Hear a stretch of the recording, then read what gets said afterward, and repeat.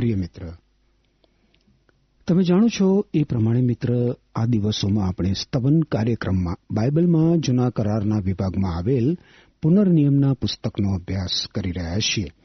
ગત સ્તવન કાર્યક્રમમાં આપણે 20 અને 21 અધ્યાયનો અભ્યાસ કર્યો હતો પુનર્નિયમના પુસ્તકનો. આજે આપણે 22 અને 23 અધ્યાયોનો અભ્યાસ કરવા માંગીએ છીએ. તમે તમારા બાઇબલમાં જોશો તો 22 અધ્યાયમાં કુલ 30 કલમો છે અને 23મા અધ્યાયમાં કુલ 25 કલમો છે. હવે આપણે જોઈશું મિત્ર તો પુનર્નિયમના પુસ્તકના 22મા અધ્યાયમાં ભાઈ ભાઈ વચ્ચેના સંબંધો વિશે, પહેરવેશ વિશે, ખેતરમાં રોપણી કરવા વિશે અને લગ્ન વિશે ઇઝરાયેલી પ્રજાને નિયમો આપવામાં આવ્યા છે. હવે આ અધ્યાયથી એટલે કે 22મા અધ્યાયથી પુનર્નિયમના પુસ્તકમાં એક નવો વિભાગ શરૂ થાય છે. 5 થી 7 અધ્યાયમાં 10 આજ્ઞાઓ અને તેનું અર્થઘટન આપવામાં આવ્યું હતું. 8 થી 21 અધ્યાયોમાં ધાર્મિક અને રાષ્ટ્રીય નીતિ નિયમો આપવામાં આવ્યા હતા. અને હવે 22 થી 26 અધ્યાયોમાં ઘરગથ્થુ અને અંગત સંબંધો વિશેના નીતિ નિયમો આપવામાં આવ્યા છે. તમે કૃપા કરીને મારી સાથે સાથે પ્રથમ 2 કલમો જુઓ. પુનર્નિયમનું પુસ્તક 22મો અધ્યાય, પ્રથમ 2 કલમો. અહીં લખવામાં આવ્યું છે મિત્ર કે તારા ભાઈના બળદને કે તેના ઘેટાને ભૂલું પડેલું જોઈને તેનાથી તારે સંતાવવું નહીં. તારે તેને તારા ભાઈની પાસે જરૂર પાછું લાવવું. અને જો તારો ભાઈ તારી પડોશમાં રહેતો ન હોય અથવા તું તેને ઓળખતો ન હોય તો તારે તેને તારા ઘરમાં લાવવું ને તેને તારી પાસે રાખવું, ને તારો ભાઈ તેને શુદ્ધ કરે ત્યારે તારે તેને તે પાછું સોંપવું. આ નિયમો તો મિત્ર પ્રત્યેક માનવ સમાજને લાગુ પાડી શકાય એવા છે. ઈશ્વર કહે છે કે આપણે એકબીજા સાથે સારા પાડોશીની જેમ વ્યવહાર કરવો જોઈએ અને પ્રત્યેક વ્યક્તિના જીવનમાં દરરોજ એનું નિદર્શન થવું જોઈએ. 4 કલમ શું કહે છે? તારા ભાઈના ગધેડાને કે તેના બળદને રસ્તાની કોરે પડી ગયેલો જોઈને તું તેઓથી સંતાતો નહીં. તારે તેમને પાછા ઉઠાડવાની જરૂર તેની મદદ કરવી. ઇઝરાયેલી લોકોએ પોતાના પાડોશીની સાથે અસહિષ્ણુ રીતે વર્તવાનું નહોતું મિત્ર. પાડોશીની સમસ્યા સાથે પોતાને કંઈ લેવા દેવા જ નથી એ રીતે એમણે વર્તવાનું નહોતું. એમણે પોતાના પાડોશીની મદદ કરવાની હતી. 5મી કલમ શું કહે છે? સ્ત્રીએ પુરુષનો વેશ ધરવો નહીં ને પુરુષે સ્ત્રીનું વસ્ત્ર પહેરવું નહીં, કેમ કે જે કોઈ એવા કૃત્યો કરે છે તે યહોવા તારા દેવને અમંગળ લાગે છે. હવે કદાચ આ નિયમ કોઈકને જૂનવાણી લાગે, પરંતુ સ્ત્રી સ્ત્રીના વેશમાં જ યોગ્ય લાગે છે અને પુરુષ પુરુષના વેશમાં જ યોગ્ય લાગે છે. ઈશ્વરે પુરુષને પુરુષ તરીકે જ સર્જ્યો છે અને સ્ત્રીને સ્ત્રી તરીકે જ સર્જી છે. ઈશ્વર અહીંયા કહે છે કે પુરુષે પુરુષ જેવા જ દેખાવું જોઈએ અને સ્ત્રીએ સ્ત્રી જેવા જ દેખાવું જોઈએ. 6 અને 7 કલમ જુઓ. જો રસ્તે ચાલતા તું કોઈ પક્ષીનો માળો ઝાડ પર કે જમીન પર જુએ ને તેની માહે જો બચ્ચા કે ઈંડા પર કે બચ્ચા પર માદા બેઠેલી હોય તો તારે માદાને બચ્ચા સાથે પકડવી નહીં. બચ્ચાને તું લે તો ભલે લે, પણ તારે માદાને જરૂર છોડી દેવી કે જેથી તારું ભલું થાય ને તારી જિંદગી વધે. ઈશ્વર પ્રાણી પંખીઓ માટે પણ આટલી કાળજી લે છે. એ કેટલી અદ્ભુત વાત છે મિત્ર. અને આજે તો આપણે સમજી શકીએ છીએ કે ઈશ્વરને મનુષ્યની કેટલી બધી કાળજી છે, કેટલી બધી કાળજી છે. કારણ કે મનુષ્ય એ તો ઈશ્વરનું સર્વશ્રેષ્ઠ સર્જન છે, સર્વશ્રેષ્ઠ સર્જન. ઈશ્વરને તમારી પણ પુષ્કળ કાળજી છે મિત્ર, અને ઈશ્વર તમને અંગત રીતે જાણે છે. 8મી કલમ કહે છે કે જ્યારે તું નવું ઘર બાંધે ત્યારે તારા ધાબાને ફરતી પાળ બાંધવી, એ માટે કે તે પરથી કોઈ માણસ પડ્યાના કારણથી તારા પર ખૂનીનો દોષ આવે નહીં. તમે જુઓ મિત્ર, બાંધકામ માટે પણ ઈશ્વરે કેટલા જૂના સમયથી સચોટ નિયમો આપ્યા છે. મનુષ્ય જીવનનું રક્ષણ કરવા માટે ઈશ્વર એના મકાનના બાંધકામ માટેનો નિયમ પણ આપે છે. એ અદ્ભુત નથી લાગતું તમને? ઈશ્વર ઈચ્છે છે કે આપણે આપણું ઘર તેમને સમર્પિત કરીએ અને આપણું ઘર આપણા માટે સલામત હોય. શું તમે મિત્ર તમારા બાળકોને આ દુનિયાની બાબતોથી સુરક્ષિત રાખો છો? ઘણા માતા પિતા પોતાના બાળકોને ઘર બહાર મોડે સુધી ફરવા દેતા હોય છે અને એમને એ પણ ખબર નથી હોતી કે એમના બાળકો ક્યાં છે. આવા કુટુંબોની આસપાસ આત્મિક પાળ બંધાયેલી હોતી નથી. 9મી કલમ કહે છે, તું તારી દ્રાક્ષાવાડીમાં 2 જાતના બી ન વાવ, રખીને તેની બધી ઉપજ એટલે તારું વાવેલું બી તથા દ્રાક્ષાવાડીની બધી ઉપજ ડૂલ થાય. વાવેતર કરતી વખતે બિયારણમાં ભેળસેળ કરવાની નહોતી.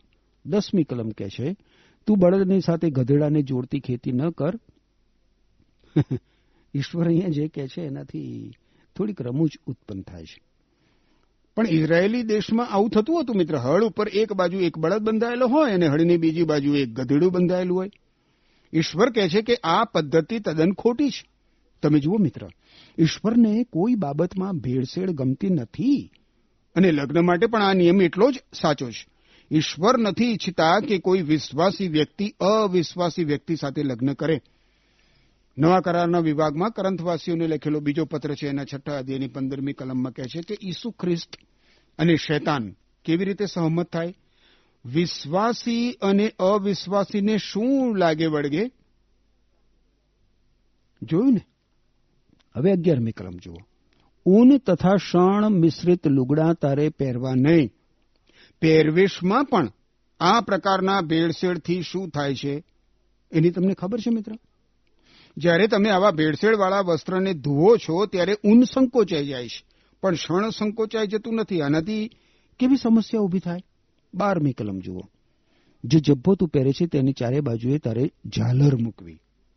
હવે એ જમાનામાં જબ્બાની ઝાલર સામાન્ય રીતે વાદળી રંગની હતી મિત્ર. ઝાલર એ ઇઝરાયેલી લોકોને ઈશ્વર સાથેના એમના સંબંધની યાદ અપાવતી હતી અને પાછળથી ઝાલરો યહૂદીપણાનું સ્પષ્ટ નિશાન બની ગઈ. ઈશ્વર ભેળસેળ વિરુદ્ધ સ્પષ્ટ ચેતવણી આપે છે. ઈશ્વરનું સંતાન દુનિયાના ધારાધોરણો સાથે, દુનિયાના રીત રિવાજો સાથે અને દુનિયા સાથે ભળી જઈ શકે નહીં. બિયારણમાં ભેળસેળ કરવાની હતી નહીં. બળદ અને ગધેડાને હળ સાથે બાંધવાના નહોતા. ઊન અને શણને એકબીજાની સાથે ભેળવવાના નહોતા. એ જ પ્રમાણે મિત્ર, વિશ્વાસી વ્યક્તિએ દુનિયા સાથે ભળી જવાનું નથી. 13 થી 15 કલમોમાં લખ્યું છે, જો કોઈ પુરુષ સ્ત્રી પરણી લાવે ને તે તેની પાસે જાય ને તેના પર ખફા થાય અને તેના પર બટ્ટો મૂકે ને તેનું નામ વગોવીને કહે કે હું આ સ્ત્રીને પરણી લાવીને તેની પાસે ગયો ત્યારે તેનામાં કુંવારાપણાના ચિહ્ન મને માલુમ પડ્યા નહીં, તો તે કન્યાના મા બાપ તે કન્યાના કુંવારાપણાના ચિહ્ન લઈને તેમને નગરના વડીલોની પાસે ભાગળે લાવે. અને કહે છે, કન્યાનો બાપ વડીલોને કહે કે મેં મારી દીકરીના પુરુષને પરણાવી ને હવે તે તેને ધિક્કારે છે. હવે આ જે નિયમ છે મિત્ર અહીંયા, એ નિર્દોષ કન્યાના રક્ષણ માટેનો નિયમ છે. પત્ની ઉપર ખોટું દોષારોપણ થાય નહીં. એ આડીની એ એક દિવાલ સમાન છે. આ નિયમ પત્નીનું ઈશ્વર વિહીન અને ધિક્કાર ભરેલા એના પતિથી રક્ષણ કરતો હતો. 20 અને 21 કલમો જોઈએ. પણ તે કન્યામાં તેના કુંવારાપણાના ચિહ્ન નથી એ વાત જો સાચી પડે તો તેઓ તે કન્યાને તેના બાપના ઘરના બારણા આગળ લાવે અને તેના નગરના પુરુષો તેને પથ્થરે મારીને મારી નાખે, કેમ કે તેણે તેના બાપના ઘરમાં વ્યભિચાર કરીને ઇઝરાયેલમાં મૂર્ખામી કરી છે. એવી રીતે તારે તારી મધ્યથી ભૂંડાઈ દૂર કરવી. હવે જો પત્ની ખરેખર દોષિત હોય તો એને પથ્થરે મારવાની હતી. ઈશ્વરે પોતાના લોક ઇઝરાયેલ માટે ચોક્કસ નીતિ નિયમો આપ્યા અને નૈતિક ધોરણ ઠરાવ્યું. ઈશ્વરે આપેલા નૈતિકતાનું ધોરણ કોઈ પણ સમયે કોઈ પણ રાષ્ટ્ર માટે આશીર્વાદ રૂપ જ હોય છે મિત્ર. જે રાષ્ટ્રમાં નૈતિકતાનું ધોરણ નીચું જાય એ રાષ્ટ્ર અંદરથી ખવાઈ જાય. આજના માનવ સમાજ સામે જોતા ખરેખર આપણું હૃદય ભારે પીડા અનુભવે છે. ઇઝરાયેલને ઈશ્વરે આપેલા નિયમમાં જો કોઈ વ્યક્તિ વ્યભિચાર કરતા પકડાય તો એને પથ્થરે મારવાની હતી. ઈશ્વર લગ્નને સન્માનિત ગણે છે અને જાતીયતામાં શુદ્ધતાને માન આપે છે. ઇઝરાયેલમાં વ્યભિચારી વ્યક્તિને પથ્થરે મારવાની હતી. આ બાબત બતાવે છે મિત્ર કે ઈશ્વર વ્યભિચારને કઈ દ્રષ્ટિથી જુએ છે. વારું મિત્ર, આપણે હવે પુનર્નિયમના પુસ્તકના 23મા અધ્યાયને જોઈએ. 23મા અધ્યાયમાં દુનિયા, દેહની ઈચ્છાઓ અને શૈતાન વિશે કેટલીક બાબતો કહેવામાં આવી છે. આ 23મા અધ્યાયમાં ઘરગથ્થુ અને વ્યક્તિગત સંબંધો વિશેના નીતિ નિયમો આપવામાં આવ્યા છે. આગળ વધે છે એ નિયમો. વિશ્વાસીએ મિત્ર પ્રત્યેક દિવસ અને પ્રત્યેક કલાક પોતાના શત્રુ દુનિયા, દેહની ઈચ્છાઓ અને શૈતાનનો સામનો કરવાનો હોય છે. 23મા અધ્યાયની પહેલી કલમ જુઓ તો ત્યાં લખ્યું છે કે જેના વૃષણ ઘાયલ થયા હોય અથવા જેની ગૃહાંદ્રી કાપી નાખવામાં આવી હોય તે યહોવાની મંડળીમાં પ્રવેશ ન કરે. આ નિયમ અત્યંત અસામાન્ય નિયમ છે મિત્ર. ઈશ્વર આપણને અહીંયા શું શીખવવા માંગે છે? હું માનું છું કે ઈશ્વર અહીંયા જાતીયતામાં અતિરેક અને વિકૃતિ ઉપર પ્રહાર કરે છે. યાદ રાખો મિત્ર, ઈશ્વર પવિત્ર છે, અત્યંત પવિત્ર, અને ઈશ્વર કોઈ પણ પ્રકારની અશુદ્ધિ ચલાવી લેતા નથી. બીજી કલમ કહે છે કે વ્યભિચારથી જન્મેલો યહોવાની મંડળીમાં ન પેસે, તેની છેક 10મી પેઢી સુધી તેનું કોઈ પણ યહોવાની મંડળીમાં પેસે નહીં. બહુ જ કડક ભાષા ઈશ્વર અહીંયા વાપરે છે. વ્યભિચારથી જન્મેલી વ્યક્તિ ઈશ્વરની મંડળીમાં પ્રવેશ કરી શકે નહીં. આજે આનો અર્થ આપણા માટે શું થાય છે મિત્ર? ઈશ્વરના બાળક બનવા માટે વ્યક્તિએ નવો જન્મ પામવો જોઈએ. આજે ઘણા બધા લોકો કહે છે કે હું વિશ્વાસી છું, પરંતુ એ લોકો સાચા અર્થમાં ઈસુ ખ્રિસ્તને શરણે આવીને નવો જન્મ પામીને ઈશ્વરના સંતાન બન્યા નથી હોતા. આવા લોકોને ગુઢાર્થમાં વ્યભિચારથી જન્મેલા બાળકો કહી શકાય. કોઈ વ્યક્તિ ધાર્મિક હોઈ શકે, પરંતુ એ નવો જન્મ પામી ના હોય. આવી વ્યક્તિ કોઈ પણ અર્થમાં ઈશ્વરનું સંતાન નથી. ઈશ્વરે આ હકીકત બહુ જ સ્પષ્ટ કરી છે મિત્ર. નિકોદેમસ નામનો એક માણસ, એ યહૂદી ધર્મનો આગેવાન હતો. બહુ જ ધાર્મિક માણસ હતો, લોકોનો આધ્યાત્મિક નેતા હતો, અને એમ છતાં એ વ્યભિચારથી જન્મેલો માણસ હતો એવું કહી શકાય. એણે જો સાચા અર્થમાં ઈશ્વરનું સંતાન બનવું હોય તો એણે નવો જન્મ પામવો જ જોઈએ, એવું પ્રભુ ઈસુ ખ્રિસ્તે એને કહ્યું હતું. યોહાન અનુસાર શુભ સંદેશના 3 અધ્યાયની 3 કલમ જુઓ તો લખ્યું છે, ઈસુએ જવાબ આપ્યો, હું તમને સાચે જ કહું છું, નવેસરથી જન્મ પામ્યા વગર કોઈ માણસ ઈશ્વરનું રાજ જોઈ શકતું નથી. આજે ઘણા બધા લોકો એવા હોય છે કે એ લોકો ધાર્મિક ક્રિયાકાંડો કરતા હોય, ધાર્મિક પ્રવૃત્તિઓમાં બહુ જ નિયમિત રીતે ભાગ લેતા હોય, પરંતુ એ લોકો નરકમાં જવા માટે આગળ વધતા પાપીઓ હોય છે. કારણ કે બધું જ કરવા છતાં પ્રભુ ઈસુ ખ્રિસ્તને શરણે આવીને સાચા અર્થમાં એ લોકો નવો જન્મ પામ્યા હોતા નથી. ઈશ્વર કહે છે કે વ્યભિચારથી જન્મેલી વ્યક્તિ સ્વર્ગમાં જઈ શકશે નહીં, એ યહોવાની મંડળીમાં પ્રવેશ કરી શકશે નહીં. ઈશ્વરના સંતાનો વ્યભિચારથી જન્મેલા સંતાનો નથી મિત્ર. ઈશ્વરના સંતાનો તો કાયદેસરના સંતાનો છે, કારણ કે એ લોકો નવો જન્મ પામ્યા હોય છે. આજે મિત્ર, તમારે તમારી જાતને પ્રશ્ન પૂછવો જોઈએ કે શું તમે નવો જન્મ પામ્યા છો? ઈસુ ખ્રિસ્ત પર વિશ્વાસ કરીને તેમને શરણે આવીને તમારા દુષ્કર્મોના બંધનોમાંથી, તમારા પાપોની શિક્ષામાંથી મુક્તિ પામીને શું તમે ઈશ્વરનું સંતાન બન્યા છો? યોહાને લખેલા શુભ સંદેશના 1 અધ્યાયની 12મી અને 13મી કલમમાં લખવામાં આવ્યું છે કે કેટલાક લોકોએ પ્રભુ ઈસુ ખ્રિસ્તનો સ્વીકાર કર્યો અને પ્રભુ ઈસુ ખ્રિસ્ત પર વિશ્વાસ મૂક્યો. તેથી પ્રભુ ઈસુ ખ્રિસ્તે આવા લોકોને ઈશ્વરના બાળકો થવાનો અધિકાર આપ્યો. આવા લોકો માનવી પિતા દ્વારા કુદરતી જન્મથી નહીં, પણ ઈશ્વર દ્વારા જન્મ પામીને ઈશ્વરના બાળકો બન્યા. હવે આપણે આગળ વધીએ. પુનર્નિયમના પુસ્તકના 23મા અધ્યાયની અને 3જી અને 4થી કલમ જોઈએ.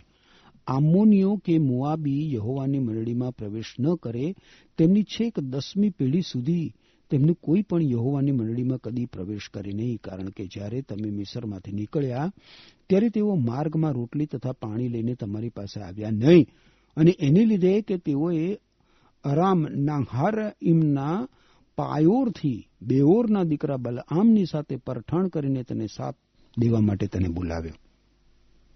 પુરાતત્વવિદોએ મિત્ર શોધી કાઢ્યું છે કે આમોનીઓ અને મોઆબીઓ હલકામાં હલકી રીતે ભ્રષ્ટ લોકો હતા. એમણે બાલની અનેક મૂર્તિઓ બનાવી હતી. જુઠ્ઠો ધર્મ ઈશ્વરની મંડળીમાં પ્રવેશી શકે નહીં મિત્ર. કેવી રીતે મિત્ર જુઠ્ઠો ધર્મ પારખી શકાય? એની જે ઉપજ છે, એનાથી જે ફળ ઉપજે છે, એની મારફતે જાણી શકાય. 5મી અને 6ઠ્ઠી કલમ જુઓ. તો પણ યહોવા તારા દેવે બલામનું સાંભળવા ચાહ્યું નહીં, પણ યહોવા તારા દેવે તારે માટે શાપને બદલીને આશીર્વાદ દીધો, કેમ કે યહોવા તારો દેવ તારા પર પ્રીતિ રાખતો હતો. તું તારા આખા આયુષ્ય પર કદી તેઓની શાંતિ કે આબાદાની ન શોધ. હવે આ બાબત કદાચ બહુ કડક લાગે, પરંતુ આ જુઠ્ઠા ધર્મો સાથે કોઈ પણ પ્રકારનું જોડાણ રાખવા સામે ઈશ્વર ચેતવણી આપે છે, લાલ બત્તી ધરે છે. યાદ રાખો મિત્ર, જુઠ્ઠા ધર્મના મૂળ ખરેખર તો શૈતાનમાં છે. શૈતાનમાં આ દુનિયાને જુઠ્ઠા ધર્મોએ અન્ય કોઈ બાબત કરતા સૌથી વધારે નુકસાન કર્યું છે મિત્ર. અને એટલે જ મિત્ર આપણે જુઠ્ઠા ધર્મોથી બહુ જ સાવચેત રહેવાની જરૂર છે. 7મી કલમ શું કહે છે? તું કોઈ અદોમીનો તિરસ્કાર ન કર, કેમ કે તે તારો ભાઈ છે. તું કોઈ મિસ્રીનો તિરસ્કાર ન કર, કેમ કે તું તેના દેશમાં પ્રવાસી હતો. હવે આપણે મિત્રો ઉત્પત્તિના પુસ્તકમાં જોઈ ગયા હતા કે અદોમ એ એસાવ હતો, અને એસાવ તથા યાકૂબ જોડિયા ભાઈઓ હતા. વિશ્વાસી માટે એસાવ એ જૂના મનુષ્ય સ્વભાવનું પ્રતીક છે, મનુષ્યની દૈહિક ઈચ્છાઓનું પ્રતીક છે. અને મિસર એ દુનિયાનું પ્રતીક છે. હવે 9મી કલમથી શરૂ કરીને આગળની કલમોમાં શુદ્ધતા અને સ્વચ્છતાના નીતિ નિયમો આપવામાં આવ્યા છે. મિત્ર, ઇઝરાયેલી લોકો યુદ્ધભૂમિમાં હોય ત્યારે પણ એમણે છાવણીમાં શુદ્ધતા જાળવી રાખવાની હતી.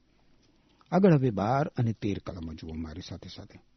અહીં લખ્યું છે, વળી દિશાએ જવાને માટે છાવણીની બહાર તારે એક જગા રાખવી, ને ત્યાં તારે દિશાએ જવું. તારા હથિયારોમાં તારી પાસે પાવડો રહે, અને જ્યારે તું દિશાએ જાય ત્યારે તેનાથી તારે ખોદીને તારામાંથી નીકળેલો મળ ઢાંકી દેવો. ઈશ્વરને આ બાબતની સ્વચ્છતામાં પણ રસ છે. મિત્ર, આજે પ્રદૂષણ વિશે ઘણી બધી વાતો કરવામાં આવે છે. આ વિશ્વને પ્રદૂષિત કોણે કર્યું? ચોક્કસ આ દુનિયાને પ્રદૂષિત કરનાર ઈશ્વર નથી. ઈશ્વરે તો આપણને નિર્મળ ઝરણા, સ્વચ્છ હવા અને શુદ્ધ પાણી આપ્યા હતા. આ પૃથ્વીને તો પાપ અને પાપી માનવી પ્રદૂષિત કરે છે. મિત્ર, 14મી કલમ જુઓ. કેમ કે યહોવા તારો દેવ તને ઉગારવાને, તારી સામે તારા શત્રુને તારા હાથમાં સોંપવાને તારી છાવણી મધ્યે ચાલે છે, માટે તારી છાવણી શુદ્ધ રહે, એ માટે કે તારામાં કોઈ અશુદ્ધ વસ્તુ દેખીને તે તારાથી દૂર ન જાય. ઈશ્વરને શુદ્ધતામાં અને સ્વચ્છતામાં પૂરેપૂરો રસ છે. મિત્ર, ઈશ્વર ઈચ્છે છે કે આપણે શારીરિક રીતે, વાતાવરણની રીતે, વૈચારિક રીતે અને વાણી વર્તનમાં શુદ્ધ અને સ્વચ્છ રહીએ.